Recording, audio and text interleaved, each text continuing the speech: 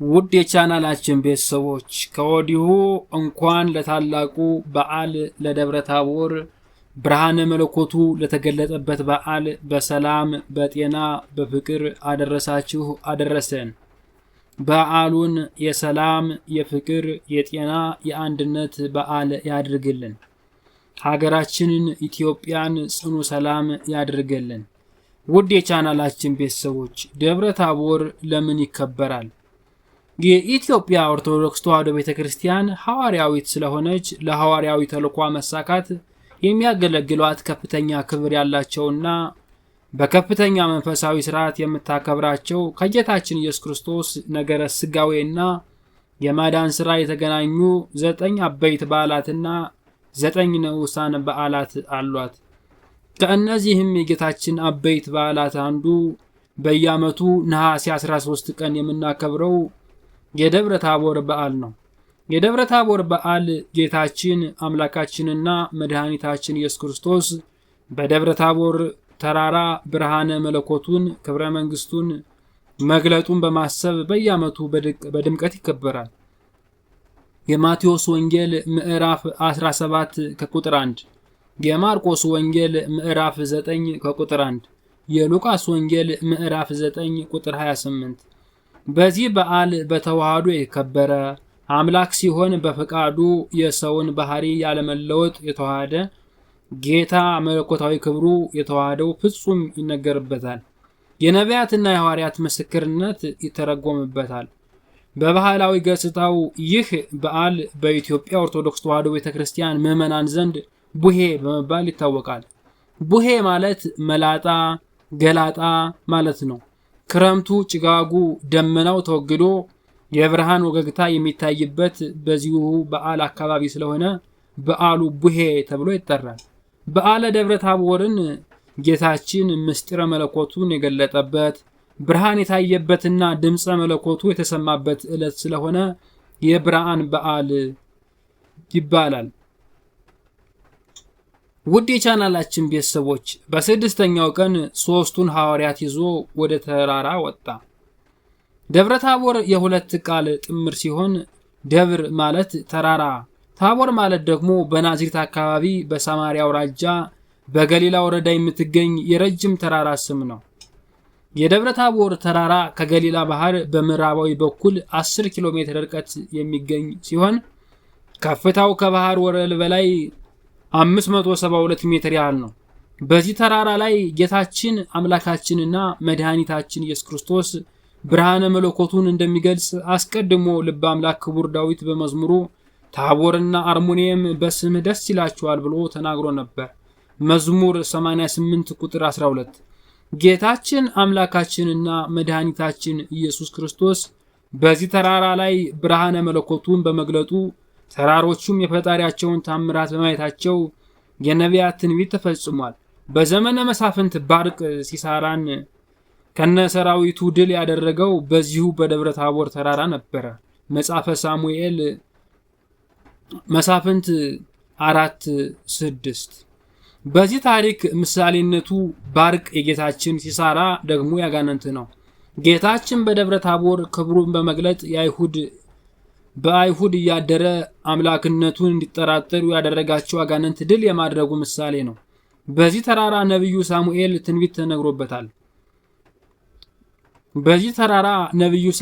ትንቢት ተናግሮበታል። ንጉሥ ሳኦልም ከ3 ሰዎች ጋር ተገናኝቶበታል። አንደኛ ሳሙኤል ምዕራፍ 10 ከቁጥር 3። ርዕሰ አበው አብርሃምና ኖህ በዚህ ተራራ ላይ ቀስተ ደመና ተተክሎ አይተዋል። አባታችን ኖህም ይህንን ተራራ መካነ ብርሃን የብርሃን ቦታ ብሎ ጠርቶታል። የሐዲስ ኪዳን ወንጌል ጸሐፊ ግን ረጅም ተራራ ቅዱስ ተራራ ከማለት በስተቀር የታቦር ተራራ ብለው ስሙን አልጠቀሱትም። ሆኖም ኢየሱስ ክርስቶስ በዚህ ተራራ ላይ ክብሩ እንደገለጠና በዚህ ተራራ ስም ታቦር መሆኑን የዚህ ተራራም ስም ታቦር መሆኑን ሐዋርያት በሲኖዶሳቸው ገልጠዋል። በትውፊትም ይታወቃል። የኢትዮጵያዊ ሊቅ ቅዱስ ያሬድም ይህንን ረጅም ተራራ ደብረ ታቦር እያለ በድጓው አስፍቶ ጽፎታል። ጌታችን ኢየሱስ ክርስቶስ ሰው የሆነ አምላክ ነው። ሰው የሆነ ጌታ ነው። ሰው የሆነ ንጉሥ ነው። ጌትነቱና ንግስናው በጸጋ እንደከበረ ቅዱሳን እንደከበሩ ጌትነቱና ንግስናው በጸጋ እንደከበሩ ቅዱሳንና በኃላፊ ስልጣን እንደተሾሙ ምድራውያን ነገስታት በየጊዜ የሚገደብ ሰጪ ከልካይ ያለበት አይደለም። አምላክ ጌትነት ንግስና የባህሪ ገንዘቡ ነው። ከማንም አልተቀበለውም፣ ማንም አይወስድበትም። የድህነታችን መሰረቱም የጌታችን ፍጹም አምላክ ፍጹም ሰው መሆን ነው። ክቡር ዳዊት በመዝሙሩ እግዚአብሔርስ ንጉሥ ውእቱ እምቅድመ ዓለም ወገብረ መድኃኒተ በማእከለ ምድር፣ እግዚአብሔር ግን ከዓለም አስቀድሞ ንጉሥ ነው፣ በምድርም መካከል መድኃኒትን አደረገ። መዝሙር 77 መዝሙር 72 ቁጥር 12 ማለቱ ለዚህ ነው። ማእከለ ምድር በተባለች በቀራንዮ ሰው የሆነ አምላካችን መድኃኒታችን ኢየሱስ ክርስቶስ በመስቀሉ ቤዛነት ዓለምን ሁሉ አድኗልና። ይሁንና የጌታችን ነገረ ተዋህዶ ለብዙዎች ለማመን እና ለመረዳት ይከብዳቸዋል። ዛሬም ድረስ በዚህ የተነሳ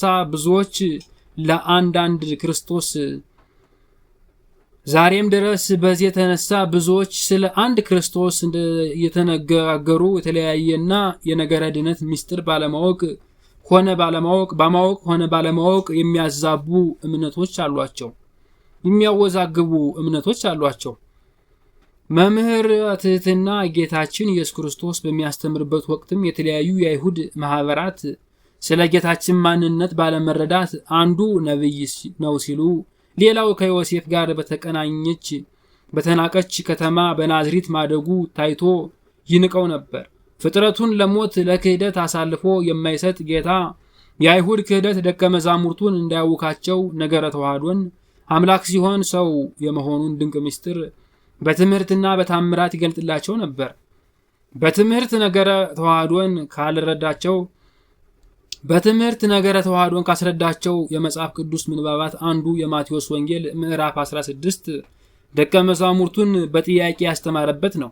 ይህ ጥያቄ የጠየቀበት ቦታ ቂሳሪያ ይባል ነበር። አባቶቻችን ይህን የጌታችን ትምህርት ተስዕሎተ ቂሳር የቂሳሪያ ጥያቄ በማለት ይጠሩታል። ጌታችን ኢየሱስ ክርስቶስ በፊልጶስ ቂሳሪያ ደቀ መዛሙርትን ሰዎች የሰውን ልጅ ማን ይሉታል ብሎ ጠየቃቸው። ቅዱስ ጴጥሮስም አንተ የሕያው እግዚአብሔር ልጅ ነህ ብሎ መሰከረ። ማቴዎስ 16 ቁጥር 16።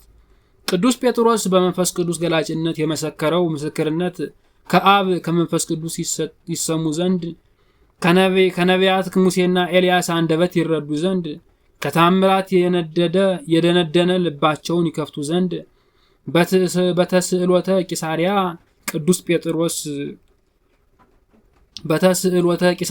ጴጥሮስ የሃይማኖት መሰረት የሆነውን የጌታችን ነገረ ተዋህዶ ከመሰከረ ከ6 ቀን በኋላ አምደ ሐዋርያት ተብሎ የተጠሩት የተጠሩትን ጴጥሮስን ያዕቆብንና ዮሐንስን ወደ ተራራ ወጣቸው። የማቴዎስ ወንጌል ምዕራፍ 17 ከቁጥር 1 እስከ 10። ጌታችን ብርሃነ መለኮቱን በደብረ ታቦር የገለጠው ከተስዕሎተ ቂሳሪያ በ6ኛው ቀን ነሐሴ 13 ቀን ነው። ተራራ የወንጌል ምሳሌ ናት። ተራራ ሲወጡት ያስቸግራል።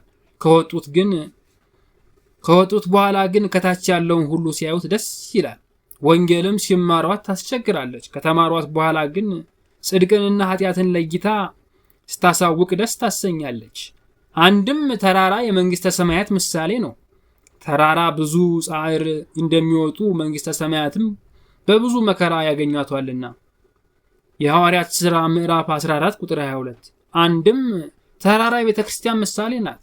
በደብረ ታቦር ምስጢረ ሥላሴ እንደተገለጠ በቤተ ክርስቲያንም የቅድስት ሥላሴ አንድነትና ሶስትነት ይነገርባታልና። ተራራ መሰረቱ ከመሬት አናቱ ከሰማይ እንደሆነ ሁሉ ቤተ ክርስቲያን መሰረቷ በምድር ሲሆን ራሷ ክርስቶስ በሰማይ ነውና። የቤተ ክርስቲያን አገልጋዮቿ የተጠሩት ከምድር ከዓለም ሲሆኑ ክብራቸው ግን ሰማያዊ ነው። ቅዱስ ጳውሎስ እኛ ሀገራችን በሰማይ ነውና እንዲል ፊልጵስዩስ 3:20። በዚህም መነሻነት ጌታችን በልዩ ልዩ ግብረ አምሳል ለደቀ መዛሙርቱ ነገረ ተዋህዶን አስረዳቸው።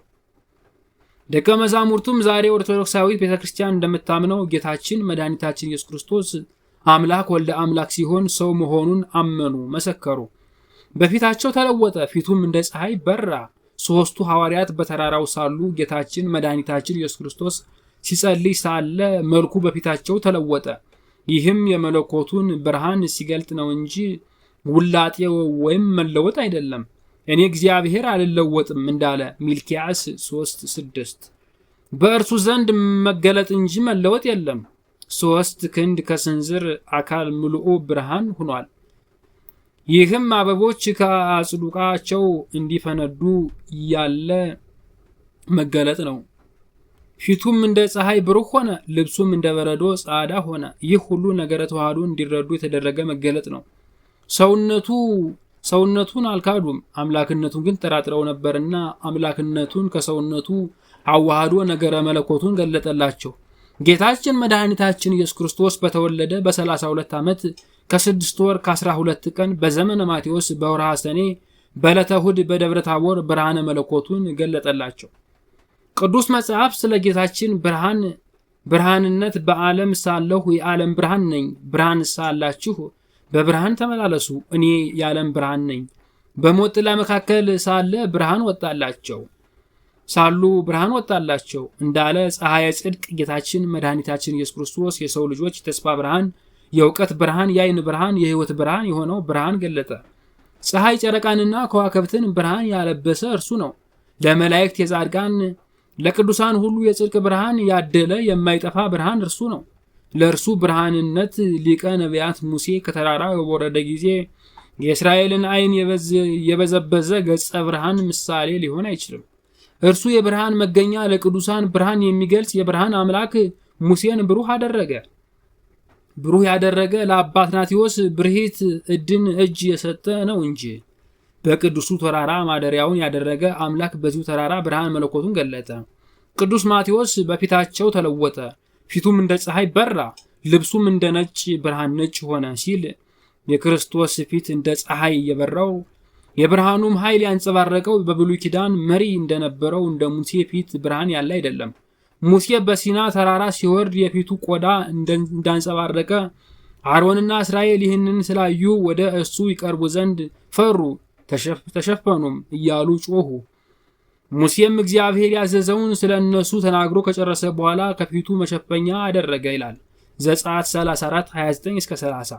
የሙሴ የጸጋ ነው፣ የክርስቶስ ግን የባህሪ ነው። እንዲሁ ብሩህ ደመና ጋረዳቸው ይላል። በሲና እንደታየው ያለ አይደለም። በታቦር የታየው ብሩህ ደመና ነበር።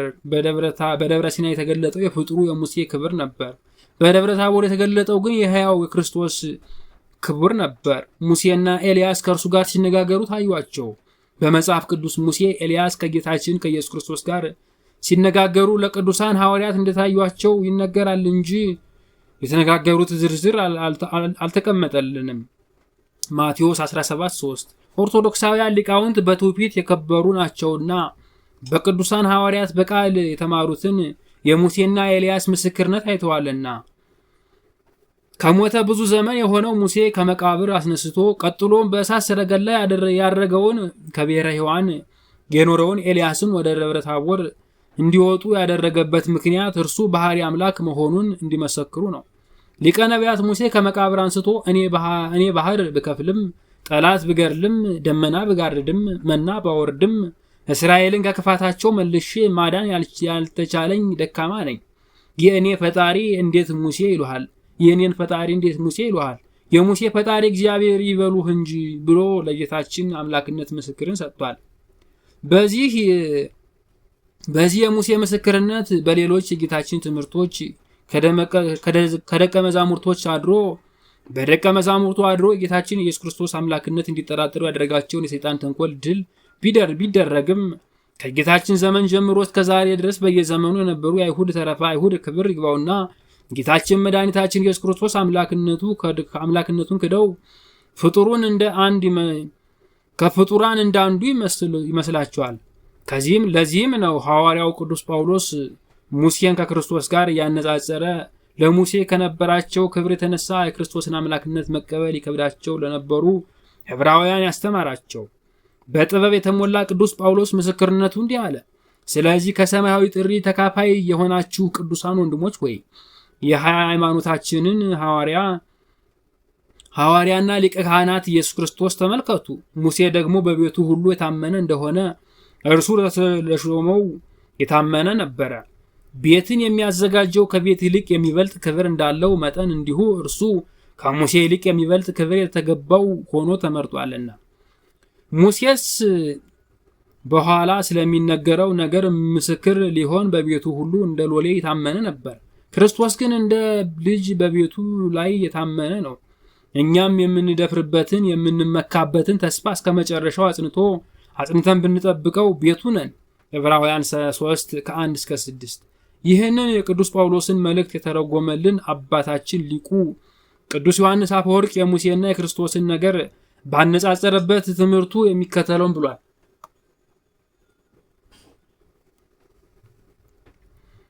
ስለሚሰሙት ሰዎች የአእምሮ ደካማነትን በወገኖቹ ሁሉ ዘንድ እንደ ሙሴ ነው አለ። ስለሚሰሙት ሰዎች የአእምሮ ደካማነትን ነው እንጂ በሙሴ ለምን ይመስለው ነበር? ይህ ነገር ከመስማት ጆሮአቸውን እንዳይከለክሉ በጌታችን ኢየሱስ ክርስቶስ ካመኑ በኋላ ዕብራውያን በዚህ ሰው በሙሴ የሚያምኑት እምነት የሚያከብሩት ክብር ጥቂት አይደለምና ሰው ስለሆነ ስለዚህ በሙሴ መስሎ ይናገር ጀመረ። ከዚህም በኋላ አምላክነቱ በጥቂት ተናገረ። ለሙሴ ገዥ ፈጣሪ መሆኑን እስኪያስረዳቸው ድረስ በወገኖቼ ላይ እንደ ሙሴ ነው በማለቱ በፊት ከእነርሱ ጋር አስተካክሎ ነበር። የሙሴ ወገኖች ሕዝብ ናቸውና። ከዚህም በኋላ ጥቂት እያለ የጌታችን ኢየሱስ ክርስቶስን አምላክነትን አስረዳ። ከሙሴ ክብር ይልቅ የሚበልጥ ክብር ለእርሱ ይገባል ብሎ ይህንን ስለ አምላክነቱ ተናገረ። ከቤቱ ክብር የባለቤቱ ክብር እንደሚበልጥ ከስራውም ሰሪው ይበልጣል አለ። ሙሴ ፍጡር፣ ጌታችን ኢየሱስ ክርስቶስ ግን ፈጣሪ እንደተባለ አስተውል። ሃይማኖተ አበው ዘቅዱስ ዮሐንስ አፈወርቅ ምዕራፍ 63:29-31። ነቢዩ ኤልያስም ደግሞ ከብሔረ ሕያዋን መጥቶ እኔ ሰማይን ዝናብ እንዳይሰጥ ብለጉም እሳት ባዘንብ እስራኤልን ከክፋታቸው ማዳን የማይቻለኝ ነኝ፣ እንዴት የእኔን ፈጣሪ ኤልያስን ይሉሃል? ኤልያስ ፈጣሪ እግዚአብሔር ይበሉህ እንጂ በማለት የባህሪ አምላክነቱን በደብረ ታቦር ላይ መስክሯል። ሐዋርያቱ እያንዳንዱ መጥምቁ ዮሐንስ፣ ሌሎች ኤልያስ፣ ሌሎች ኤርሚያስ ወይም ከነቢያት አንዱ ነህ ብለውት ነበርና ማቴዎስ 16:14። ቅዱስ ሉቃስ በወንጌሉ በክብርም ታይተው በኢየሩሳሌም ሊፈጸም ስላለው ስለ መውጣቱ ይናገሩ ነበር ያለውም የነበራቸውን ክብር ታላቅነትን ያስረዳል። ሊቀ ነቢያት ሙሴ ከኦሪት ነቢዩ ኤልያስ ጋር ደግሞ ከታላላቅ ነቢያት የመረጡበት ሌላው ምክንያት ለሙሴ ጀርባዬን ታያለህ ፊቴን ግን አታይም ብሎት ነበርና እግዚአብሔር አምላክ በዘመነ ኦሪት ከሙሴ ጋር ቃል በቃል በደመና የሚነጋገርበት ጊዜ ነቢዩ ሙሴ ጌትነትህን ባህሪህን ገለጽልኝ ሲል ጌታችን ተማጽኖት ነበር። እግዚአብሔርም ለሙሴ ባህሪዬ ፊቴን አይቶ የሚድን የለምና ፊቴን ማየት አይቻልም፣ እኔ የምገልጽልህ ቦታ ዋሻ አለና በብርሃን ሰረገላ ሆኜ እስካልፍ ድረስ በዋሻው ውስጥ ቆመህ ታየኛለህ። በባህሪዬ አይተህ ደንግጠህ እንዳትሞት በብርሃን ሰረገላ ሆኜ እስካልፍ ድረስ ቀዳዳ ባለው ዋሻ እሰውርሃለሁ። በብርሃን ሰረገላ ሆኜ ካለፍኩ በኋላ እጄን አንስቼልህ ከወደ ኋላዬ ታየኛለህ እንጂ በባህሪዬ ግን ፊቴን ማየት አይቻልህም የሚል ምላሽ ሰጥቶት ነበር። ዘጸአት 33:13-23። ይህም ከፊት የሚሄድ ሰው ኋላው እንጂ ፊቱ እንደማይታይ ጌታን በባህሪው አለመገለጡን ያስረዳል። ሚስጥሩም 5500 ዘመን ሲፈጸም አምላክ ሰው ሆኖ ስጋ ለብሶ በደብረ ታቦር በባህሪው ሲገለጥ ድረስ ሙሴ በመቃብር ተወስኖ እንዲቆይ ያጠይቃል። በእግዚአብሔር ድንቅ ሥራ ከሙታን ተነስቶ ከዘመናት በፊት የተመኘውን የአምላኩን ፊት ለማየት የታደለው ሊቀ ነቢያት ሙሴ የተወለደውን በዚህ ዕለት ነው። ነቢዩ ኤልያስም በኋለኛው ዘመን ምስክሬ ትሆናለህ የተባለው ትንቢት በዚህች ዕለት ተፈጸመ። ስለምን ሁለቱ ከነቢያት ሁለቱ ከሐዋርያት አመጣ ቢሉ ደብረ ታቦር የቤተ ክርስቲያን ምሳሌ መሆኗን ሲያስረዳ ነው። ቤተ ክርስቲያን ነቢያት ያስተማሩት ብሉይ ኪዳንና ሐዋርያት የሰበኩት የአዲስ ኪዳን ይነገራሉና በደብረ ታቦር ነቢያትም ሐዋርያትም እንደተገኙ ሁሉ ዛሬ በቤተ ክርስቲያን ብሉይ ሐዲሳን ኪዳን ይሰበካል። ብሉይና አዲስ ኪዳን ይሰበካል። ስርዓተ ቅዳሴ የሚፈጸመው ልዑካን 5 መሆናቸው በደብረ ታቦር የተገኙት ሙሴ፣ ኤልያስ፣ ጴጥሮስ፣ ያዕቆብና ዮሐንስን ያስታውሱናል። ዘወትር በቤተ መቅደሱ የሚፈተቱ ቅዱስ ሥጋውና ክቡር ደሙ ደግሞ በደብረ ታቦር ብርሃነ መለኮቱን ተገለጠ። ጌታችን መድኃኒታችን ኢየሱስ ክርስቶስ ክቡር ቅዱስ ሥጋውና ክቡር ደሙ ነው። አንድም ደብረ ታቦር የመንግስተ ሰማያት ምሳሌ ነው። በሕግ በስርዓት ያገቡ ሰዎችም በንጹሐን በድንግልና በምንኩስና አምላካቸውን ፍቃድ የሚፈጽሙ መናንያን ባህታውያን መነኮሳት አንድ ሆነው መንግስተ ሰማያትን እንደሚወርሷት ለማጠየቅ ከሕጋዊ ሙሴ ከደናግል ኤልያስን አመጣ። ሙሴን ከመቃብር አንስቶ ኤልያስን ከብሔረ ሕያዋን አምጥቶ በደብረ ታቦር ተራራ አብረው እንዲያገኙ ያደረገው ደቀ መዛሙርቱ ሙሴ ነው ወይም ኤልያስ ነው በማለት ሲጠራጠሩ እንዳይኖሩ መለኮታዊ ትምህርት ለመስጠት ነው። ጴጥሮስ በዚህ መሆን ለእኛ መልካም ነው አለው። በዚህም ሰዓት 3ቱ ሐዋርያት ማለትም ጴጥሮስና ከእርሱ ጋር የነበሩ እንቅልፍ ከበዳቸው። ነቅተው ግን ክብሩን ከእርሱ ጋር ቆመው የነበሩትን 2 ሰዎች አዩ። ሉቃስ 9:32 ቅዱስ ጴጥሮስም ይህንን ምስጢር መለኮት ማለትም የጌታችን ብርሃነ መለኮት ማሸብረቅና ልብሶቹ እንደ በረዶ ነጭ መሆን እንደዚህ የሐዋርያት ነቢያት መምጣትና ከጌታችን ጋር መነጋገራቸውን ከሰማ በኋላ እግዚኦ ሰናይ ለነ ሃሎ ጌታ ሆይ በዚህ መኖር ለኛ መልካም ነው አለ። ጌታ ሆይ በዚህ መኖር ለኛ መልካም ነው አለ። ቅዱሳን ነቢያቱ የወትሮ ስራቸው እየሰሩ ማለትም ሙሴ በደመና እየጋረደ መና እያወረደ ባህር እየከፈለ ጠላት እየገደለ ኤልያስም ሰማይ የለጎመ እሳት ያዘነመ ዝናመ እያስቆመ አንተም አምላካዊ የማዳን ስራ እየሰራህ ገቢረ ተአምራትን እያሳየ በዚህ በተቀደሰ ተራራ በደብረ ታቦር መኖር ለእኛ እጅግ መልካም ነው። ወእመ ትፈቅድ ንገብር በዝ ሰለስተ ማህደር አሐደ ለከ ወአሐደ ለሙሴ ወአሐደ ለኤልያስ አምላካዊ ፍቃድ ከሆነ በዚህ ተራራ ላይ አንድ ለአንተ፣ አንድ ለሙሴ፣ አንድ ለኤልያስ 3 ዳስ አንስራ ብሎ ጠየቀ። ቅዱስ ጴጥሮስ በዚህ መኖር ለእኛ መልካም ነው ሲል መናገሩ ጌታችን በታምራቱ ሲራቡ እያበላቸው፣ ሲጠሙ እያጠጣቸው፣ ሲታመሙ እየፈወሳቸው፣ ቢሞቱ እያስነሳቸው፣ ሙሴ እንደ ቀድሞው ደመና እየጋረደ መና እያወረደ ባህር እየከፈለ ጠላት እየገደለ፣ ኤልያስ ደግሞ ሰማይን እየለጎመ እሳት እያዘነመ ዝናብ እያቆመ በደብረ ታቦር ለመኖር መሻቱን ያመለክታል። ዳግመኛም 3 ጎጆ እንስራ፣ አንዱን ለአንተ፣ አንዱን ለሙሴ፣ አንዱን ለኤልያስ በማለት እነርሱን የሁለቱን የሐዋርያት ጎጆ ሳይጠቅስ አርቆ መናገሩ በአንድ በኩል ትሕትናውን ማለትም ለእኛ ሳይል ነቢያቱን አስቀድሞ ባልንጀሮቹ ሐዋርያትን አለመጥቀሱ እነዚህ ከጌታ ጋር ለመኖር ያለውን ተስፋ ሲያመለክት፣ በሌላ በኩል ደግሞ የቅዱስ ጴጥሮስ ድክመት ማለትም የክርስቶስን አምላክነት በሚገባ አለመረዳቱን ያሳያል። ጌታችን በተራራ ላይ በሰው ሰራሽ ቤት ይኖር ዘንድ ጠይቋልና ጌታችን ሐዋርያቱን ወደ ተራራው የወሰዳቸው ብርሃነ መለኮቱን ሊገልጥላቸው እንጂ በዚያ ለመኖር አልነበረምና። ቅዱስ ሉቃስ ጴጥሮስ በደብረ ታቦር የተናገረውን የሚለውን አያውቅም ነበር በማለት ገልጾታል። ከደመና የምወደው ልጄ ይህ ነው እርሱን ስሙት የሚል ቃል መጣ። ዝንቱ ውእቱ ወልድየ ዘአከብር ዝንቱ ውእቱ ወልድየ ዘአከብር እንዳለው ቅዱስ ጴጥሮስም ይህንን ሲናገር ብሩህ ደመና ወጥቶ ጋረዳቸው። ከደመናውም ዝንቱ ውእቱ ወልድየ ዘአፈቅር ዘቦቱ ዘመርኩ ልመለክበት የወደድሁት ለምስጢረ ተዋህዶ የመረጥሁት የምወልደው ልጄ ይህ ነው እርሱን ስሙት የሚል ቃል መጣ። የምወደው የማፈቅረው ልጄ ይህ ነው የምወደው የማፈቅረው ልጄ ይህ ነው እንዳለው በዚህም የሥላሴ ምስጢር ለዓለም ለ3ኛ ጊዜ ተገለጠ። እግዚአብሔር አብ ደመና ተመስሎ የምወልደው ልጄ ይህ ነው እያለ እግዚአብሔር ወልድ ሥጋን ተዋህዶ ፍጹም አምላክ ሲሆን ፍጹም ሰው ሆነ። እግዚአብሔር መንፈስ ቅዱስም በነጭ ደመና ተመስሎ ተገልጧል። ስለዚህም ደብረ ታቦር የጌታችን ብርሃነ መለኮቱን ክብረ መንግስቱን የተገለጠበት እንዲሁም የሥላሴ አንድነትን ሶስትነትን የተገለጠባት ብላ ቤተክርስቲያን ታስተምራለች። የደብረ ታቦር በዓል ከ9ኙ የጌታችን አበይት በዓላት አንዱ ስለሆነ በቤተ ክርስቲያናችን ከዋዜማው ጀምሮ እስከ በዓለ ፍጻሜ ድረስ ማህሌት ይቆማል። ሊቁ ቅዱስ ያሬድ ስለ በዓሉ የደረሰው